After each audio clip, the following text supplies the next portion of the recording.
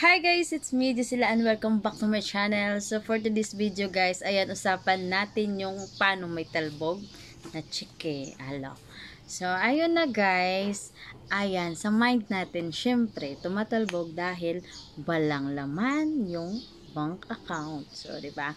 Parang ganun. Kadalasan ganun talaga. Pero, sa kabila ng ganyan guys, may rason kung bakit tumatalbog yung chicken natin na inisyo. So, number one,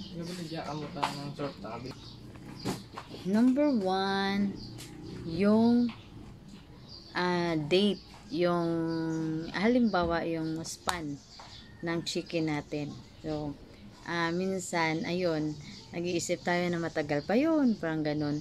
So, binibigyan tayo ng halimbawa ng term, 30 days. For 15 days, mga ganyan, 45 days, mga ganyan guys. So, ang nangyari, yun sa ating isipan ay, tagal pa yun, saka na lang natin deposituhan, parang ganon. So, hanggat hindi natin namalayan na guys, na yun na, malapit na pala tayong dapat makadeposito na pala tayo. So, ayan, dahil sa kabisihan natin, yun, hanggat nakalimutan na natin guys, na dapat magdeposito na tayo before ng date na inisyo natin sa binigay nating cheque, yung term na 30 days. So, halimbawa ngayon is April 4 plus 30 maging so meaning binigyan ka ng 30 days, so ang issue mo ay May 4. So April 4 ngayon, so May 4 tayo mag-issue ng date. So dahil ayun na, sa ating isip-isipan, tagal pa, hindi natin na i-check yung ating note dyan sa ating check booklet na meron tayong deposituhan before May 4. So parang ganyan yung nangyari. So ayan, nakalimutan mo na i-check mo April 4 na. So hindi mo agad-agad na madeposituhan doon dahil halimbawa, ayan, nasa traffic, tapos ayun, minsan ayun, parang nagka-problemang lahat, yung transportation, parang gaya sa amin guys, ang layo namin, so kailangan pa talaga namin umabot doon. Ayan, magbiyahe pa kami ng 1.5 hour, ayun, para makapunta doon sa bank, parang ganyan. So problem, di ba? Kasi ayun na nga, nagkaroon ng talbugan na. So talbog ka na. So ilan ba sa talbog na yan guys? Magiging 2.5. Minsan, depende guys sa bank, 2.5, 2.7. May mga ganyan sa akin. So, yun na. Number 1 yan. So, number 2. Kadalasan na may rason guys. Yun. Number 2, yung on date. Yung on date. Halimbawa ngayon is April 4. On date yung pag-issue mo ng cheque. Pero, alam mo, nawala pa na may kulang yung pondo mo doon sa bank. So, may kulang. Pero nag-issue ka. Pero, nagsabi yung, sabi ng ahinte, issue ka lang ngayon ng on date. So, okay na. So, ipasa niya sa opisina 3 days pa. Kasi 3 days pa sila uwi ng opisina nila. O, okay din yun. So, sa kabisihan mo naman, ayun, hindi mo nalaman na malayan. Why na? Talbog na naman guys dahil kulang nga yung pundo mo pero nag-issue ka ng on date. So hindi mo naman nalagpasan mo naman, o di ba? Wala na, nagiging problema na 'yon, talbog na naman again. So kadalasan guys may mga problemang ganyan. So hindi natin alam na ganun pala. So alam na natin na may talbog, pero minsan sa kabisihan, hindi natin kasi alam yung everyday natin guys. So minsan may pupuntahan tayo bigla-bigla, minsan patawag, ganun-ganun. So hindi natin na lalaman yung, alam natin yung mga sked natin, pero yung mga papasok na mga emergency walk, mga ganun-ganun guys, hindi natin yan alam kasi emergency yan eh. Hindi natin alam at hindi natin hawak. Pero yung daily routine natin sa ating hanap buhay guys, alam natin. Pero, minsan, ayun na nga, may sumasabit. Kaya, ayun, yun yung mga rason minsan na nalaps tayo, hindi tayo nakadeposit ng maaga bago yung date. So, sa on date na naman guys, yun naka-on date na nga. Pero, sinabihan na tayo na bago ng 3 days, kailangan malagyan na yan, mapunduhan na kasi uuwi na ako ma'am. So parang ganun. Pero nga, nagka-problema dahil yun na, nakalimutan mo na dahil sa mga schedule na nag-change, parang ganun. So, number 2. Number 3, yung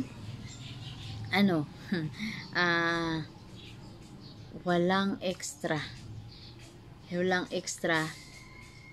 yung bank. Walang ekstrang pondo yung bank account mo. Parang ganun. So, nagkaroon ng talbugan. Syempre, minsan kasi guys, akala mo, okay na. Walang ekstrang pondo. May nakaligtaan ka guys na mag-take note doon sa log sheet mo or something, notebook para sa basihan mo kung sinong na-issuean mo everyday. So, nakaligtaan mo guys. Halimbawa, may pundo ka doon. Pero, yung check pala na inisyuan mo, hindi mo naka-record. Hindi mo na-update. Hindi mo nadala sa deposito mo ngayong araw. Pero, may isa kang check na nakaligtaan mo. na itutal pa para mag-deposit ka. So, nagkaroon na naman tayo ng talbog dahil, ayun na, kiniklaim na, ayan, kukunin na yun guys, doon sa bank, yung chicken na yan,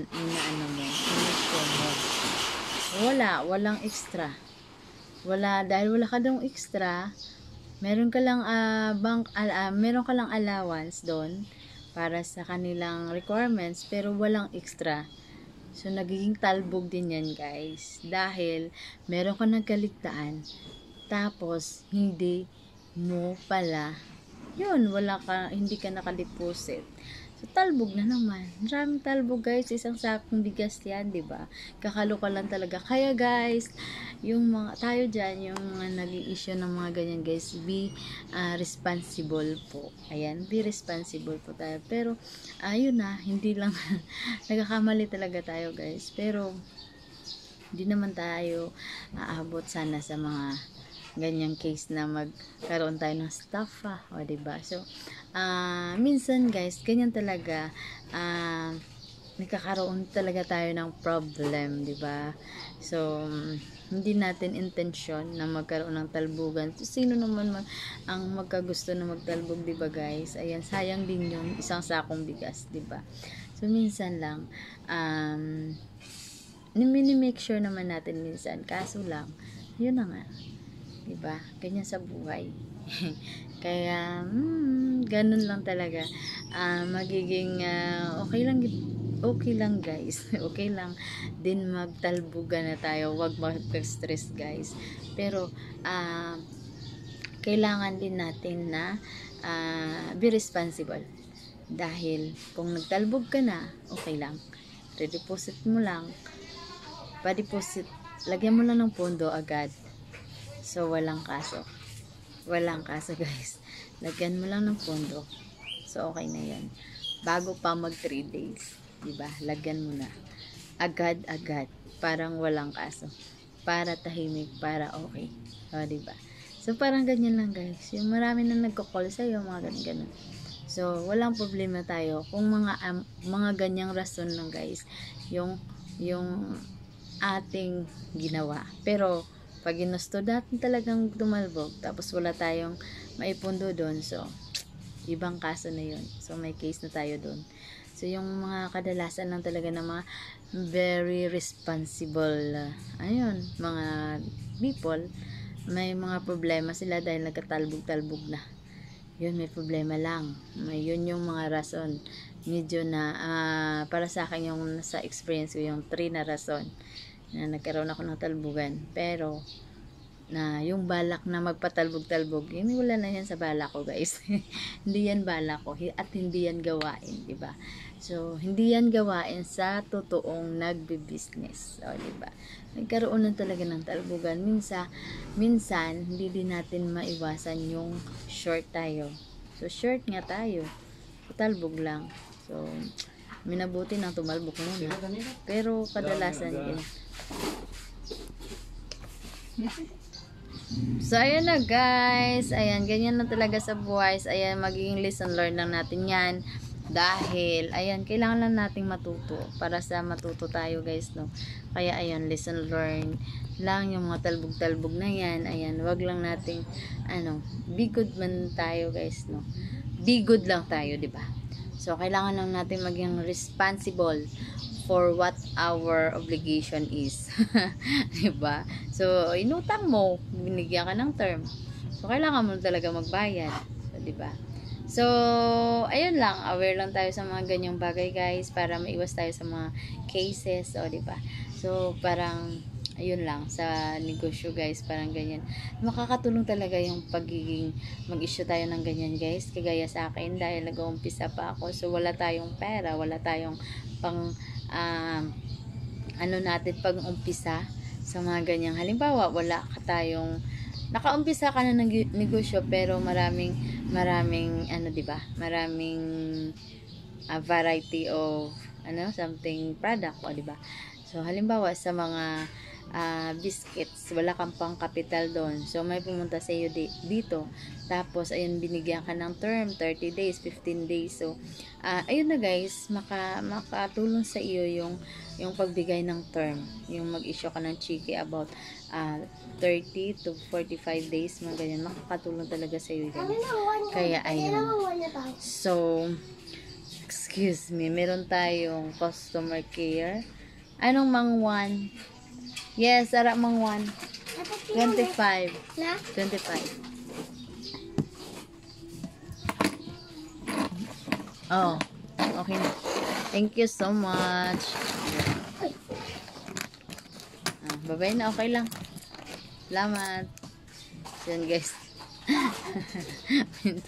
Alam nyo guys, ilang oras, ilang minuto ko to natapos yung video na to guys, dahil marami interruption tayo. So ngayon hindi ko na kinakat. Kanina guys, marami tayong nakat dahil ayun na nga, may pumapasok. Ayan, kaya nag-stop.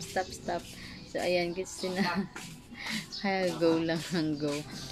Go lang ng go para matapos na tong video na to guys, no, diba? Parang ganyan lang din sa buhay, tuloy lang tayo. So ayun, binibigyan tayo guys ng oportunidad ng mga supplier, kaya be good tayo and be responsible tayo magbayad ng mga ganyan guys, no. So yung mga pag-issue ng chika at may term tayo guys, nakakatulong talaga sa akin yun. So dahil wala akong pang kapital sa ibang produkto, diba? So ayun lang, ginagawa ko lang talaga ng paraan at saka go lang ng go. Ayun, parang chill ka lang at be responsible talaga. Paulit-ulit kong sinasabi dahil ganyan lang talaga ang good business woman or man, good business man. Dahil tayong mga maliliit lang to guys, maliit lang na tindahan ang sa akin. So ayan, tinatry ko talagang magiging mabuti. So ayan, it's me sila ang nagsasabi, hindi tayo sikat pero kailangan lang natin talagang umangat guys. So parang ganun lang.